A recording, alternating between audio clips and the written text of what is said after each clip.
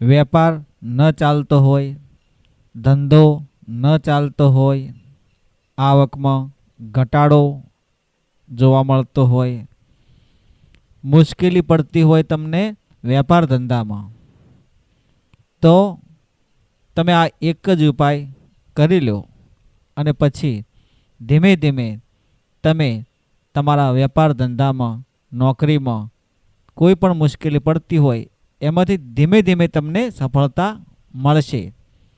માત્ર તમારે કરવાનું શું છે એના માટે તમે જુઓ આ વિડીયો. મિત્રો, કોઈ પણ માહિતી અધૂરી લેવાથી પૂરેપૂરું જ્ઞાન મળતું નથી. અધૂરું જ્ઞાન નુકસાન પહોંચાડે છે.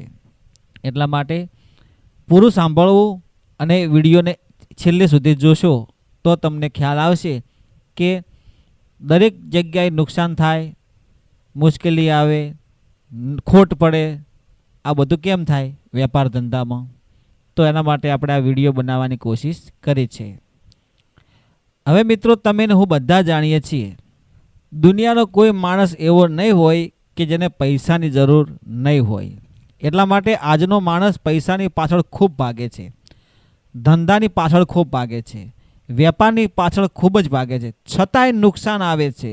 વેપાર ધંધો ચાલતો ન હોય, નોકરીમાં નુકસાન, આવકમાં ઘટાડો, ઘરમાં ખર્ચો તમે ગમે એટલો બચત કરો, ગમે એટલો ખર્ચો ઓછો કરી દો તો પણ નુકસાન જ થાય. ધંધામાં બચત જ ના થાય, વેપારમાં બચત ના થાય, બધી જગ્યાએ તમને નુકસાન નુકસાન નુકસાન જ આવતું હોય.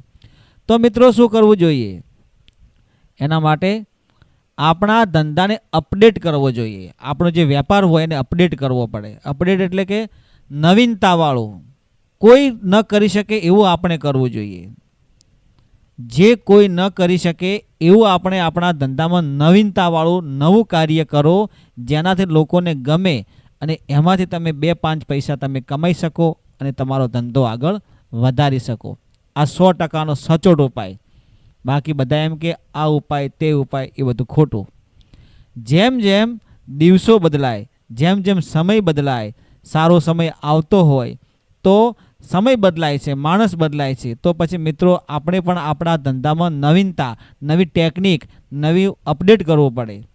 પહેલા જમાનામાં જુઓ, વીસીઆરો હતા, પછી સીડી આવી, પછી ડીવીડી આવી, પછી એના પછી પેન ડ્રાઈવ આવ્યા, પછી અત્યારે જુઓ સીધું યુટ્યુબ ને ફેસબુક ને આ બધું આવી ગયું, લાઈવ બધું અપડેટ થયું. હવે તમે જૂના જમાનાના વીસીઆરની કેસેટો અત્યારે તમે કોઈને આપો તો કોઈ જોવે પણ નહીં. પહેલાં જુઓ બળદગાડી, ઊંટ ગાડી, ઘોડા ગાડી હતું, રથ. અત્યારે જુઓ સીધા 4 વ્હીલ, સીધું ડાયરેક્ટ સીધું એરોપ્લેન. એટલે બધું અપડેટ થઈ ગયું. અને અત્યારનો યુગ સીધો ઓનલાઈન થઈ ગયો છે. તમે આધાર કાર્ડ અપડેટ કરાવો, તમારો રેશન કાર્ડ અપડેટ કરાવો, એટલે બધું ઓનલાઈન થઈ ગયું. બધા જીવનમાં પ્રગતિ થઈ. એટલે આપણે પણ આપણા ધંધામાં પ્રગતિ કરવા માટે આપણે એના ધંધાને અનુરૂપ, વેપારને અનુરૂપ જે માહિતી હોય, ધંધા કઈ રીતે આગળ વધારવો એના વિશે માહિતી એકત્ર કરીને આગળ વધવું જોઈએ.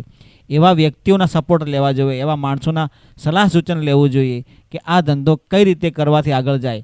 અને જે ધંધો ન ચાલતો હોય એ ધંધો વેપાર આપણે કરાય નહીં. ધારો કે આ ધંધામાં નુકસાન આવે છે તો આપણે બેસાય નહીં. હવે મિત્રો, સીધી અને સરળ એક તમને વાત જણાવવા માગું છું કે ઉંદર હોય, ઉંદર એના જે દર હોય એ 1 દર રાખે કે 2, 3 કે 4 કે 5 દર રાખે? કોમેન્ટમાં લખવા હું તમને વિનંતી કરું છું. ઉંદર હોય ને એ જમીનમાં એના 4 થી 5 દર રાખે. કારણ કે ઉંદરને ખબર છે કે આ બાજુથી જો સાપ આવશે તો મારું મૃત્યુ નિશ્ચિત છે અને મને મારીને ખાઈ જશે. એટલા માટે ઉંદર એક દરમાંથી બીજા દરને, બીજામાં ત્રીજા, એમ 4-5 દર રાખે છે, તો એનો બચાવ થાય છે. તો મિત્રો વિચાર કરો કે ઉંદર જેવા પ્રાણીને પણ ખબર છે કે 4-5 દર રાખવાથી આપણો ઉદ્ધાર થઈ જશે. એટલા માટે એના પર તમે ટૂંકમાં સમજી જાઓ કે એક ધંધા ઉપર તમે ડિપેન્ડ કરો છો તો ધંધામાં ક્યારે પણ નુકસાન આવી શકે છે, ધંધો બંધ થઈ શકે છે. મેં તમને ઘણા બધા આ વિડીયોમાં ઉદાહરણ આપ્યા, તમે ટૂંકમાં સમજી જાઓ. અપડેટ વગર, અપડેટ થવું જોઈએ. જો ઉંદર 4-5 દર રાખતો હોય તો આપણે તો મિત્રો માણસ છીએ, એટલે આપણે કોઈ પણ એક ધંધા પર ડિપેન્ડ ન કરવું જોઈએ. તમે કોઈ પણ એક ધંધો કરતા હોય તો સાઈડમાં બીજું પણ કામ નાના મોટું કરવું જોઈએ. ઘરમાં એક જણ કમાતા હોય તો બીજાને પણ કમાવવું જોઈએ. એક જણ ઉપર ઘર ડિપેન્ડ ના કરે. આજનો યુગ બહુ મોંઘવારીવાળો યુગ છે. પૈસો કમાવો એટલે આંખે પાણી આવી જાય, લોહીના આંસુ રેડવા પડે, એટલો બધો પરસેવો પાડવો પડે, છતાં પણ પૈસો પેદા થતો નથી. એટલા માટે મારા તમામ મિત્રોને હું દિલથી એકદમ વિનંતી કરું છું કે પૈસો બચાવીને રાખજો, અનાજને બચાવીને રાખજો અને તમારા બાળકોને સારું શિક્ષણ આપજો. બની શકે તો અથાશક્તિ ધર્મ દાન પુણ્ય બની શકે તો કરજો એવી આશા રાખું છું.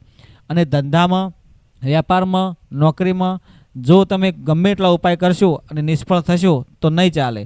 પણ જો તમે તમારા ધંધામાં સાચી રીત અપનાવશો, સાચી રીતે તે ધંધામાં મળતી માહિતી મુજબ તમે એમાં અપડેટ થશો, નવીનતા કરશો, કંઈક નવું લાગશે એ પ્રમાણે કરશો તો તમારો ધંધો 100%, 1000% ચાલશે.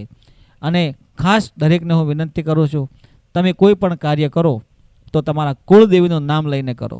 તમારા જે પૂર્વજ હોય એમનું નામ લઈને તમે કોઈ પણ ધંધાની શરૂઆત કરો અને એમના નામથી ધંધો ચલાવો.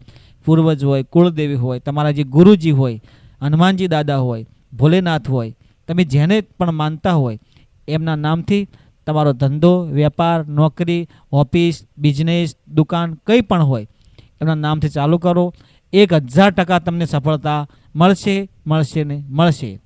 આ વિડીયો મિત્રો તમને ગમ્યો હોય તો તમારા પ્રતિભાવો કોમેન્ટમાં જણાવવા વિનંતી કરું છું. જય ગુરુદેવ, જય માતાજી.